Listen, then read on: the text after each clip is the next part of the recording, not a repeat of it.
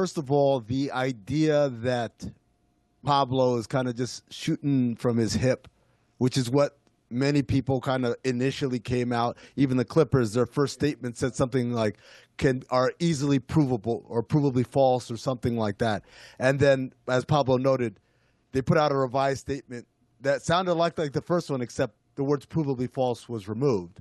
That's the lawyers. The lawyers got in there like, buddy, you guys cannot prove that these allegations are false, at the very least.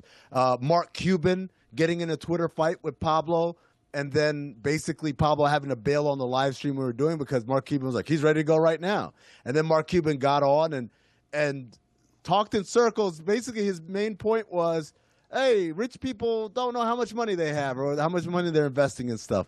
So that was interesting. But the other thing, Dan, was all the text messages I got from people around the league in various capacities, team employees, former team employees, league execs, agents, and all of it was something along the lines of, yeah, this happens, but, I think they're screwed. Because everyone sees it's not just the magnitude of the money, Dan, it's also the amount of stuff in writing that links all these parties together. Mike, what are you guys laughing about back there? That Marc Cuban took to social media to be like, hey, I talked in circles for an additional 2 hours. Yeah. Good at it. This, honestly, was stunning to watch happen. I mean, I don't know if you're informed. I feel like you're super, super informed here, and you can allow people to see inside of what the second episode of Pablo Torre Finds Out was, where Marc Cuban, armed with very few facts, underestimated the amount of information that Pablo had. So Pablo's got all of this information that is not only credible, but just fair fact-finding, and Cuban's response is some form again and again of, well, Steve Ballmer's not that dumb. Right, but at the same time, almost infantilizing Steve Ballmer is like, he was a victim, he got taken advantage of, and Pablo rightly points out, like, wait, which one is it? Is he Mr. Magoo, or is he like just a guy who didn't do his due diligence because he's rich and he's got other people to do that and they didn't do that? Marc Cuban brings up a story about how he got scammed, and it's just like none of this really makes sense because at the end of the day, Cuban and Balmer, who, by the way, we need to get to his conversation with Ramona Shelburne because I was like, man, you should not have done that. You should not have sat down and answered those questions that prematurely. But then, here's the thing they keep coming back to. Well, these guys are scammers. Of course. Why would they do this? Oh, they're scammers. This is what I know about scammers and really most criminal enterprises. The goal is to make money. So if my goal is to scam people to make money, yes, I'll pay Leonardo DiCaprio. Yes, I'll pay Drake. Yes, I'll pay Robert Downey Jr. because they're going to go out and spread the gospel and bring me more money. Why would I pay $28 million to a guy who's not even the most famous dude in his sport, who's notoriously a recluse, who's not going to do anything for me? Four times as much as you're paying any and all of the other celebrities who are bigger celebrities and better spokesmen than he.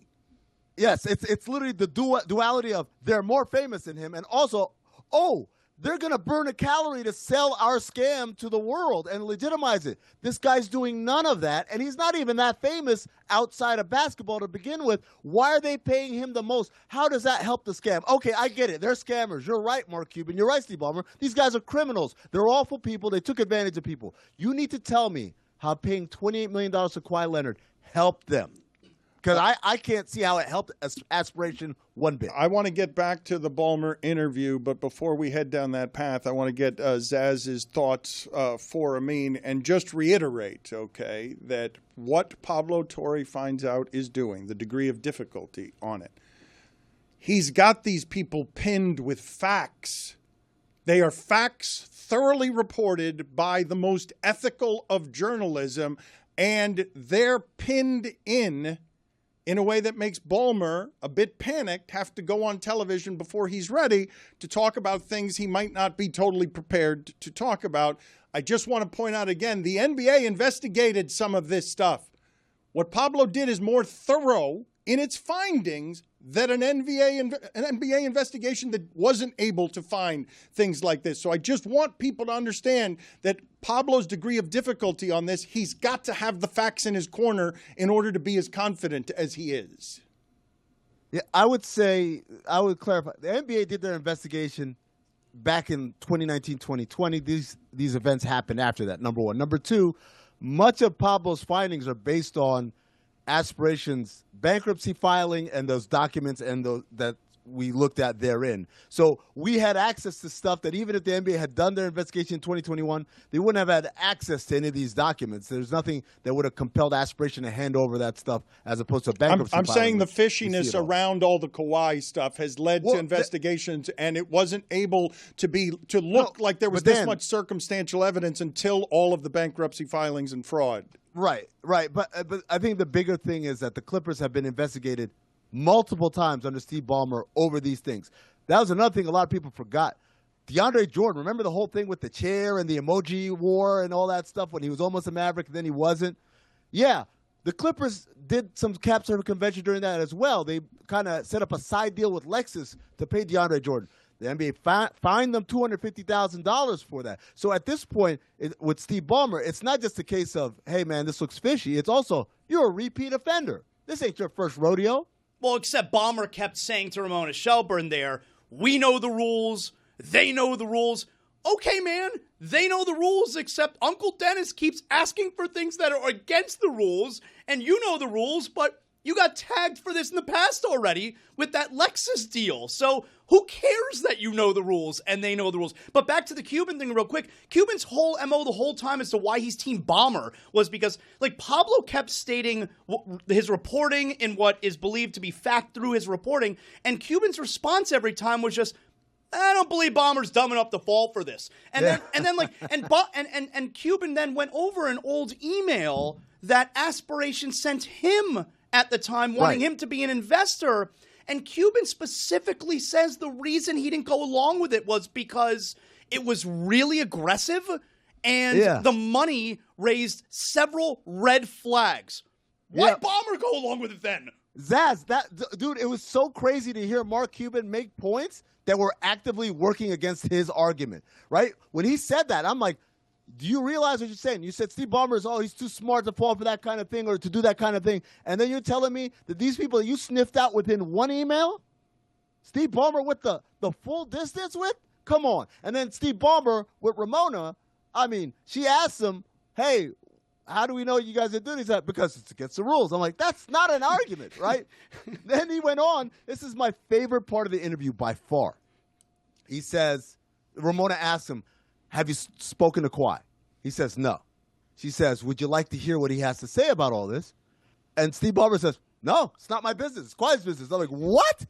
If you and me, Zaz, were accused of robbing a bank, and I know we didn't do it, or at least I didn't do it, wouldn't I pick up the phone and say, hey, Zaz, isn't this crazy? They think we robbed the bank? Why would I be like, no, I can't talk to Zaz. Oh, that might look fishy. It would only look fishy if I actually did something. Hey, he could have lied anyhow. He could have said, not yet. I haven't talked to him yet. And then literally never talked to him, but just still say not yet. But he didn't. He made it clear. That's not me. That's him. And that's the part where I'm wondering is if that's Steve Ballmer's ejection button, which is, oh, we didn't know anything about it. This is Kawhi and Uncle Dennis all on their own acting illicitly, which it still isn't a strong enough argument, but it might be the argument he tries to run with. And when he was asked, why was Aspiration paying Kawhi Leonard to not do anything? He was like, oh, I don't know, they're scammers. Don't scammers normally want you to pay them to do nothing? Right. Not the other way around? I mean, let's play this sound for you from Channing Frye. You tell me what your thoughts are here on him reacting with Kendrick Perkins and Richard Jefferson here on the Road Trippin' podcast. First of all, why are you snitching? No, why are you snitching? Who cares? Why are you snitching? Who's snitching? Who's snitching? The reporter? The reporter's job is to snitch. Our job is to keep it quiet, right? Like, Balmer didn't tell. Kawhi didn't tell. So Pablo's doing what he's supposed to do, and he's doing an absolute great job. Shout him out for this investigation.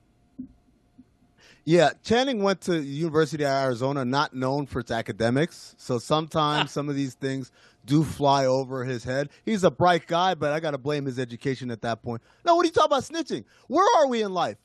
When I was growing up, snitching was if you were doing the dirt, if you're in this thing, that's what snitching is, right? So if I'm also doing this tampering, cap circumvention stuff, I can't be the whistleblower of the source. That would be snitching.